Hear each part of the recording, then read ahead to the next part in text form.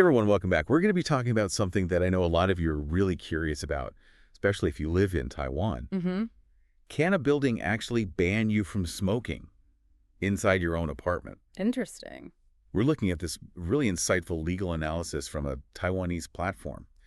And yeah, it's a really interesting question because it brings up all these issues about freedom, property rights, and how those bump up against community interests Right, yeah. and the well-being of everyone else in the building. Yeah, it is a very tricky area, because like, I think a lot of people's first instinct would be like, well, it's my apartment. I can do whatever I want. Right. But in Taiwan, it's actually not so simple. So like one of the core legal principles in Taiwan is this idea of private autonomy. Okay. And that essentially means that like people are free to enter into agreements, and those agreements are valid unless they violate like specific laws or mandatory rules, right? Mm-hmm. So, but then there's also this kind of interesting thing in the Taiwanese civil code called the concept of public order and good morals. Okay. And it's kind of a catch-all phrase, to say like, well, even if something isn't explicitly illegal according to like a specific law, it can still be considered invalid if it goes against like what's generally considered to be morally acceptable in society. So even if there is no specific law saying you cannot ban someone from smoking in their apartment in Taiwan, it could still be challenged based on this idea of public order and good morals. Yeah, exactly. Okay. And it gets even more complex when you kind of consider the difference between constitutional rights, Okay. which, those are like the rights that protect you from government overreach, versus contractual rights, which are kind of the rights and obligations that you agree to when you enter into like an agreement with another person, like a lease or something. I see. So like my right to free speech as a citizen protects me from being censored by the government. Exactly. But my landlord could say no political posters. Yeah. Right. That feels kind of similar to what we're talking about. Yeah, that's a good comparison. Or like, even though it's legal to own a pet in Taiwan, right, your landlord could still prohibit pets, right? Right. So private agreements can sometimes place restrictions on how you can exercise like certain freedoms, as long as it falls within like a legal framework. Okay. This is already making my head spin a little bit. So yeah. How do they actually decide these cases? Where's the line between my apartment, my rules, and what's acceptable, within a community? So the source kind of outlines like a 3-step process for how you would approach this. Okay. And the first step is you need to figure out like what rights are at play, right? Okay. So in this scenario, you have the smoker who has, the right to like enjoy their own property, the right to privacy. And then you have the non-smoker who has the right to breathe clean air. Right. Right. And to have like a healthy living environment. So you're weighing those two rights against each other. Exactly. Okay. So what's the second step? So the second step is to look at proportionality. Okay. And so you kind of have to ask the question, like, is the restriction on the smoker's rights proportional to the benefit that is gained by the non-smokers? Right. So banning someone from smoking completely in their apartment, that might be a little extreme. Exactly. Especially if there are ways to like improve ventilation or, have a designated smoking area or something like that. Exactly. Yeah. Okay. And then that kind of leads into the third step, which is like, ultimately, is this agreement considered to be like reasonable and valid? Right. And so this is where things get really tricky and kind of subjective, because reasonableness can depend on like cultural norms and social values, right, which are always evolving. Right. What was totally fine a while ago could be totally unacceptable now. Exactly. Yeah. The law has to adapt to changing societal values. So to kind of understand how this all applies to like the smoking issue specifically, I think it's helpful to look at how Taiwanese courts have handled like similar situations in the past. And the source actually mentions 3 real-world cases that I think are really illuminating. Perfect. Let's dive into those cases. What was the first case about? So the first one involved a building that completely banned the use of gas. Wow. Yeah, and the court actually upheld that ban, primarily due to safety concerns and the fact that the building was designed for electric appliances only. Oh, interesting. So in that case, like pre-existing design and safety kind of trumped individual preference in a way. Right. Okay, cool. So what about the second case? The second case is really interesting because it dealt with a ban on burning incense. And in this case, the court actually ruled against the ban. Interesting. Saying that it was too broad and didn't have sufficient justification. They felt like it unfairly restricted personal religious practices. So even if some people might find it annoying, it wasn't a strong enough reason to just completely ban it. Right. I see some parallels with the smoking issue there. What was the third case? The third one involved a ban on certain types of businesses operating within an apartment building. Okay.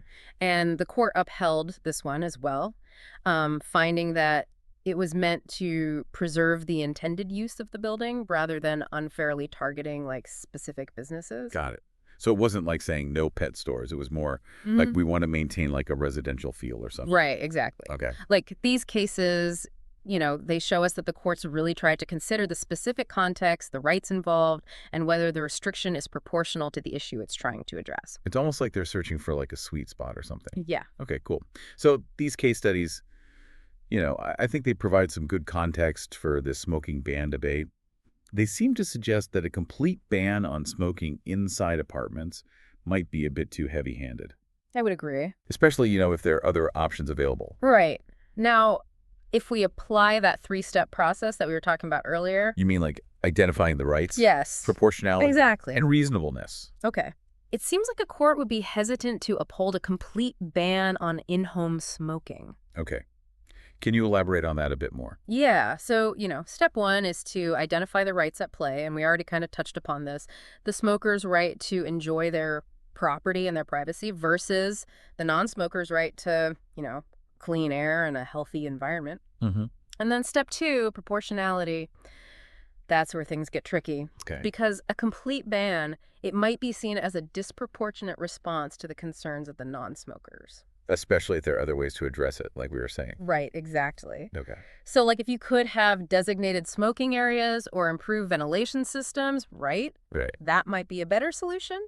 So even if, like, most of the people in the building don't like smoking, that doesn't necessarily mean that they can completely ban it, for the people who do, because it's not a proportional response. Exactly. The law is there to protect everyone, not just the majority. Right. It's about finding a solution that respects everyone. Right. It sounds like it really comes down to open communication and people being willing to compromise, I agree. instead of, just resorting to these strict bans. Like maybe there's a way to find solutions that address everyone's concerns as much as possible. Yeah, I think that's a really good point.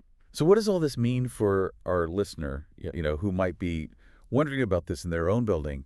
It doesn't seem like this is a simple answer. It doesn't. Yeah. But based on the analysis that we've been looking at, it does seem like a complete ban on in-home smoking might be legally questionable in Taiwan. Okay. It could be seen as violating that public order and good morals clause that we were talking about before, because it disproportionately limits the rights of the smokers without sufficiently considering those other options, those less restrictive alternatives. So there's room for discussion and finding a middle ground. Yes. Instead of just saying, no, you can't smoke in co. Yes. Maybe it's about exploring things like designated smoking areas or better ventilation, or even just having open and respectful conversations with your neighbors. Right. About, what they're comfortable with and, trying to establish some guidelines together. I completely agree. Cool. Well, this has been fascinating. I feel like I understand this issue so much better now. It is amazing how something that seems so straightforward on the surface can actually have so much complexity beneath it. Yeah, and this case really, highlights that. Mm-hmm. That interplay between while individual rights and just the dynamics of, living in shared spaces with other people. Absolutely. I want to go back to something the source mentioned that I thought was really interesting. They pointed out that, the fact that a complete ban on in-home smoking might be problematic because apartment building regulations in Taiwan are often decided by majority vote. Oh, yeah. That raises the whole issue of tyranny of the majority, where the majority can overstep its bounds and unfairly restrict the rights of the minority. Right.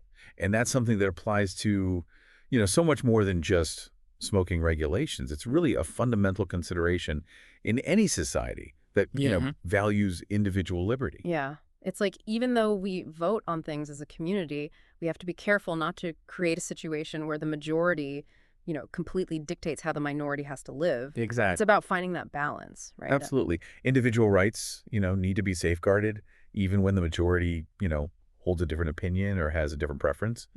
It's a good reminder that democracy isn't just about majority rule. It's also about protecting the rights of all citizens. This whole discussion has really got me thinking about how complex these issues are, We often think of our homes as like our private sanctuaries. where we have complete freedom to do whatever we want. But when you're living in a shared space, like an apartment building, sometimes those freedoms can clash with the interests of others. Yeah, for sure. And it raises questions about how we define freedom itself, right? Right. Is it absolute, or are there inherent limitations, especially when we're talking about, living in such close proximity with other people? It really makes you think. So where does this leave us in terms of smoking regulations in Taiwan? Like, what's the takeaway for our listener who might be dealing with this in their own building? Well, based on all the analysis we've been discussing, it seems like a complete ban on in-home smoking would be really difficult to justify legally in Taiwan. Okay. It could be seen as violating that public order and good morals clause because it so disproportionately limits the rights of smokers without really considering those less restrictive alternatives. So it sounds like instead of imposing these strict bans, maybe the focus should be on finding solutions that address both the health concerns of non-smokers and the rights of smokers to enjoy their own homes. I think that's a great way to put it, yeah. So that might mean exploring things like designated smoking areas, better ventilation systems, or even just having, open and respectful conversations between neighbors to try and establish some guidelines that everyone can live with. Right. I think communication and just a willingness to understand each other's perspective is so key in these situations. It really is. Well, this has been a really thought-provoking deep dive. It's amazing how something as seemingly simple as smoking regulations can actually lead to all these really interesting discussions about, law and freedom and community and, the balance between individual rights and the greater good. Yeah, it's really a testament to the power of just, asking questions and digging a little bit deeper into the issues that shape our lives. And, hopefully our listener feels empowered to, take what they've learned from this discussion and apply it to their own situation. Yeah, I hope so too. Whether it's related to smoking or, any other conflict that arises in their community. Yeah, it's all about finding that middle ground, right? Yeah. Where everyone feels heard and respected and, their rights are being taken into consideration. And sometimes that means being willing to compromise and to, get creative with finding solutions that will benefit everyone. Very well said. So to our listener, we leave you with this. What do you think is the most ethical and legally sound approach to handling conflicts in shared living spaces? What would a fair and just solution look like in your community? We encourage you to keep exploring these questions, do your research on local regulations and have those thoughtful conversations with your neighbors. Because, the best solutions often come from open dialogue, a willingness to listen, and, a shared commitment to finding common ground. Absolutely. Thanks for joining us on this deep dive.